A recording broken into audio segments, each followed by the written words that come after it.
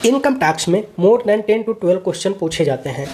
तो आपको अगर मोर देन 20 मार्क्स गेन करना है तो जो मैं स्ट्रेटेजी बता रहा हूँ इस स्ट्रेटेजी को फॉलो करो। यकीन मानो income tax related UGC net exam में जितने भी क्वेश्चन आते हैं मोर देन 10 to 12 क्वेश्चन तो आएंगे ही, तो सारे के सारे क्वेश्चन आप करेक्ट करके आओगे। तो इसका स्ट्रेटेजी क्या होनी चाहिए, मैं पूरा स्ट्रेटेजी बताने वाला हूँ और वो 10 टॉपिक को बता रहा हूँ जिसको आपने प्रिपेयर कर लिया, मतलब कि आपको मोर देन 20 मार्क्स यहीं से मिलने वाले हैं। तो वो कौन सी 10 टॉपिक है। मेरा नाम है कुंदन शर्मा और आप देख रहे हैं JRF थिंकर यूट्यूब चैनल। इस चैनल को सब्सक्राइब कीजिए, वीडियो को फॉलो कीजिए और मैं जो स्ट्रेटेजी बताने वाला हूँ इस स्ट्रेटेजी को आपने फॉलो कर लिया मतलब इनकम टैक्स आपको ईजी लगेगा। और इनकम टैक्स से रिलेटेड बहुत सारे टॉपिक को मैं डिस्कस कर रहा हूँ और स्टोरी के माध्यम से। अगर आप नहीं देखें तो फर्स्ट वीडियो अपलोड किया हूँ, उसमें डिडक्शन को पूरा कवर किया हूँ 80C से 80U तक, वो भी स्टोरी के माध्यम से। आप देखना, मज़ा आएगा। अब बात करते हैं वो 10 टॉपिक जो कि आपको प्रिपेयर करना है। अगर फर्स्ट टॉपिक की बात करें, फर्स्ट टॉपिक है रेसिडेंशियल स्टेटस। देखो अगर रेसिडेंशियल स्टेटस की बात करें, रेसिडेंशियल स्टेटस में फर्स्ट ऑफ ऑल आपको सेक्शन ध्यान में रखना है, section 6 of income tax act 1961। Second में ध्यान में रखना है कि हर एक पर्सन के केस में अलग अलग रेसिडेंशियल स्टेटस का रूल लगता है।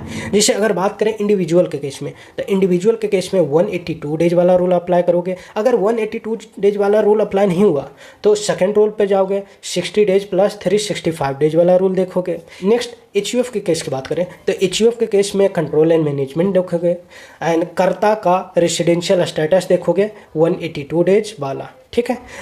नेक्स्ट बात करें कंपनी की, तो कंपनी के केस में आपको पोएम ध्यान रखना है, प्लेस ऑफ इफेक्टिव मैनेजमेंट कहाँ है, इंडिया में है या आउटसाइड इंडिया है। बाकी इसी तरह से आपको प्रिपेयर करना है बाकी सभी टॉपिक को, ठीक है। अब बात करते हैं second topic. Second topic most important है एग्रीकल्चर इनकम। एग्रीकल्चर इनकम से जो क्वेश्चन यूजीसी नेट एग्जाम में पूछा जाता है वो question exempted of agriculture income से पूछा जाता है कि कौन से सेक्शन में एग्रीकल्चर इनकम को एग्जेम्प्ट किया जाता है। ध्यान में रखना है सेक्शन 10 सबसेक्शन 1, ठीक है। प्लस एग्रीकल्चर इनकम में पार्शियल इंटीग्रेशन वाला रूल ध्यान में रखना है। एग्रीकल्चर इनकम किसे कहते हैं, एग्रीकल्चर इनकम कितना होने पर पार्शियल इंटीग्रेशन एप्लीकेबल होता है, कब कब एप्लीकेबल होता है, ये सभी कॉन्सेप्ट आपको ध्यान में रखना है, अच्छे से पढ़ना है। और जो मैं पढ़ा रहा हूँ उसको आप नोटिंग करते रहना। इनकम टैक्स का मोर देन 20 मार्क्स आपके हाथ में आने वाले हैं। अगर बात करें थर्ड टॉपिक की, थर्ड टॉपिक एग्जेम्पशन से रिलेटेड है। एग्जेम्पशन को आपको अच्छे से प्रिपेयर करना है। एग्जेम्पशन अंडर सेक्शन 10 है। इस एग्जेम्पशन में आपको क्या क्या ध्यान में रखना है, एग्रीकल्चर इनकम किस में एग्जेम्प्ट होता है, शेयर का इनकम कब एग्जेम्प्ट होता है, कौन से सेक्शन में, बाकी ग्रेचुइटी हो गया, पेंशन हो गया, HRA वगैरह, इस सभी एग्जेम्पशन आपको अच्छे से नोटिंग करना है, अच्छे से प्रिपरेशन करके रखना है।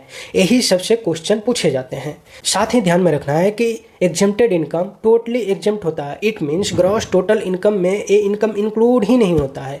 जैसे कि अगर डिडक्शन की बात करें तो वो इनकम जो पहले की ग्रॉस टोटल इनकम में इंक्लूड हो गया उसको डिडक्शन में 80C to 80U मिलता है, लेकिन एग्जेम्प्टेड इनकम पहले ही एग्जेम्प्ट हो जाता है। It means exempted income gross total income में इंक्लूड ही नहीं होता है।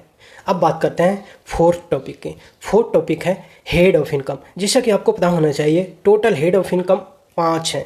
देखो एक क्वेश्चन आपको ट्रैप में फंसाया जाता है, source of income versus head of income. Source of income income tax में अनलिमिटेड है, इसमें किसी भी प्रकार के सोर्स ऑफ इनकम इंक्लूड होते हैं। अगर आपने चोरी करके पैसा कमाया फिर भी उस पर इनकम टैक्स ले लेगा, इसको कोई मतलब नहीं इथिक्स लॉ से, इसको मतलब है इनकम टैक्स के। तो आपसे बात कर रहे हैं source of income, head of income. Head of income 5 है।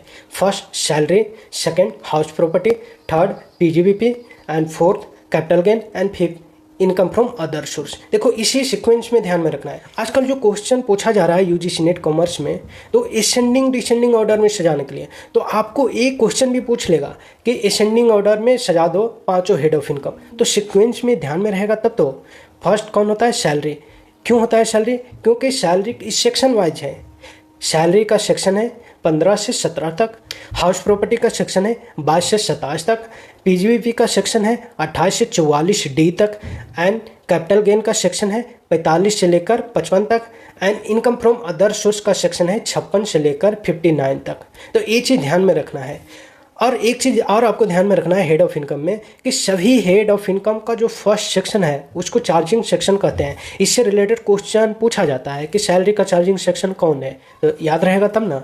सैलरी का चार्जिंग सेक्शन है 15, हाउस प्रॉपर्टी का चार्जिंग सेक्शन है 22, पीजीबीपी का चार्जिंग सेक्शन है 28, कैपिटल गेन का चार्जिंग सेक्शन है 45 and income from other source का चार्जिंग सेक्शन है 56। ठीक है, देखो ये पांचों हेड से जो क्वेश्चन पूछे जाते हैं, आगे डिस्कस कर रहा हूँ, फैक्चुअल क्वेश्चन पूछे जाते हैं, मैचिंग टाइप का क्वेश्चन पूछे जाते हैं, असर्शन रीजनिंग टाइप का क्वेश्चन पूछे जाता है। खासकर अगर सैलरी हेड की बात करें तो सैलरी हेड में एग्जाम्शन से रिलेटेड क्वेश्चन पूछा जाता है, जैसे कि एचआरए का एग्जाम्शन कितना मिलता है, सेक्शन 10(5) में किसको एग्जाम्शन मिलता है, सेक्शन 10(10) में किसको एग्जाम्शन मिलता है, साथ ही साथ अलाउंसेस पर क्यूजिट, स्टैंडर्ड डिडक्शन कितना मिलता है। स्टैंडर्ड डिडक्शन अगर सैलरी हेड की बात करें तो 75,000 आपको ध्यान में रखना है। ठीक है, ओल्ड प्रोविजन में स्टैंडर्ड डिडक्शन 50,000 मिल रहा था, अब न्यू प्रोविजन में 75,000 मिल रहा है। ठीक है, बाकी आप देख लेना गूगल सर्च करके। नेक्स्ट टॉपिक की बात करें, topic number 6, deduction under section 80C to 80U। Most important, examiner का सबसे फेवरेट क्वेश्चन यहीं से आता है।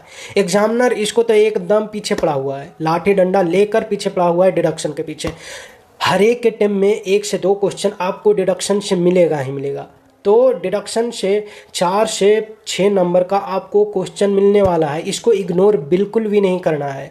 और डिडक्शन को किस तरीके से याद रखना है, इसके लिए जो वीडियो मैंने बनाया हूँ, पूरे डिडक्शन को 80C से लेकर 80U तक सेक्शन वाइज, इसमें कितना लिमिट है, किसको किसको मिलता है, पूरा एक स्टोरी में क्रिएट किया हूँ। आप देखो, तो अगर मज़ा नहीं आए तब हमको बोलना कि हाँ मैंने आपका वीडियो देखा, सही नहीं लगा। ठीक है, पहले एक बार तो देखो। डिडक्शन में और क्या चीज़ ध्यान में रखना है, डिडक्शन चैप्टर 6 से मिलता है और यह पहले इनकम में इंक्लूड हो जाता है और ये डिडक्शन ग्रॉस टोटल इनकम में लेस होते हैं।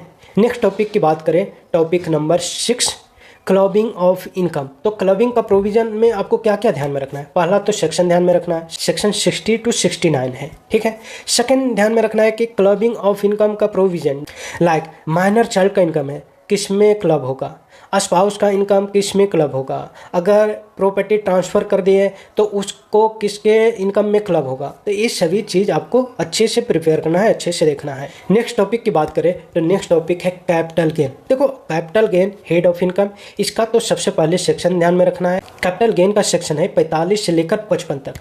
54 में कैपिटल गेन का एग्जेम्पशन है, तो सेक्शन 54 to 54F पूरा एग्जाम्पशन ध्यान में रखना है, क्योंकि इससे रिलेटेड क्वेश्चन एग्जाम में पूछे जाते हैं। तो सारा एग्जाम्पशन ध्यान में रखना है, कैपिटल गेन का भी और सेक्शन 10 का भी। देखो, कैपिटल गेन में जो एग्जाम्पशन है वो सेक्शन 54 में है, लेकिन जो नॉर्मल एग्जाम्पशन है वो सेक्शन 10 में है। साथ ही साथ कैपिटल एसेट का डिफिनेशन ध्यान में रखना है, शॉर्ट टर्म कैपिटल एसेट का डिफिनेशन ध्यान में रखना है, शॉर्ट टर्म कैपिटल गेन का डिफिनेशन ध्यान में रखना है, लॉन्ग टर्म कैपिटल गेन का डिफिनेशन ध्यान में रखना है। साथ ही साथ इस पर कितना टैक्स लगता है, टैक्स रेट भी ध्यान में रखना है। Topic number 7, house property. देखो, हाउस प्रॉपर्टी में जो क्वेश्चन पूछे जाते हैं, यही 4 क्वेश्चन पूछे जाएंगे। फर्स्ट, आपको हाउस प्रॉपर्टी का इनकम कैलकुलेट करने बोल देगा। सेकंड, आपको एक्सपेक्टेड रेंट कैलकुलेट करने के लिए बोलेगा।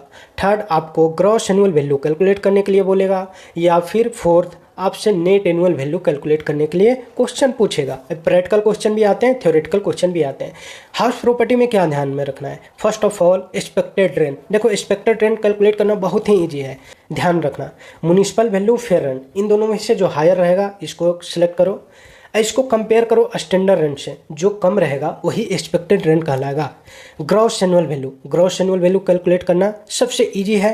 एक्सपेक्टेड रेंट जो कैलकुलेट हुआ इसको कंपेयर कर दो एक्चुअल रेंट से, तो एक्सपेक्टेड रेंट और एक्चुअल रेंट जो ज़्यादा रहेगा वही ग्रॉस एनुअल वैल्यू कहलाएगा। देन आएगा कैलकुलेट करने के लिए नेट एनुअल वैल्यू। तो नेट एनुअल वैल्यू कैलकुलेट किस तरीके से होगा, जो ग्रॉस एनुअल वैल्यू है उसमें डिडक्शन लेस करोगे। फर्स्ट ध्यान में रखना है, ग्रॉस एनुअल वैल्यू का 30% एंड इंटरेस्ट पर डिडक्शन मिलता है। नेक्स्ट टॉपिक है टॉपिक नंबर 9, एडवांस टैक्स। देखो, एडवांस टैक्स से जो क्वेश्चन पूछे जा रहे हैं वो आपको इंस्टॉलमेंट का पूछ लिया जाएगा कि थर्ड इंस्टॉलमेंट में कितना एडवांस टैक्स पेमेंट करना होता है, सेकेंड इंस्टॉलमेंट में कितना पेमेंट करना होता है, ड्यू डेट पूछ लिया जाएगा एंड एडवांस टैक्स का फॉर्म पूछ लिया जाएगा। तो ये सभी चीज़ ध्यान में रखना है। एंड लास्ट टॉपिक आता है topic 10, TDS, TCS and ITR filing, return filing का। TDS में आपको रेट ध्यान में रखना है, किस पे कितना TDS कटना है। तो न्यू TDS का प्रोविज़न आप देख लेना। TCS का रेट ध्यान में रखना है, वो भी चेंज हुआ है।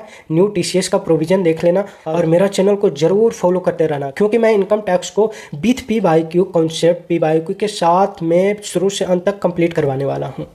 तो TCS में रेट ध्यान में रखना है, TDS में भी रेट ध्यान में रखना है, ITR फाइलिंग में, रिटर्न फाइलिंग में सभी का अलग अलग रिटर्न फाइलिंग का ड्यू डेट, साथ ही साथ ITR 1 किसको कहते हैं, ITR 4 किसको कहते हैं। साथ ही आपको ध्यान में रखना है ITR 1 को सहज कहते हैं, ITR 4 को सुगम कहते हैं।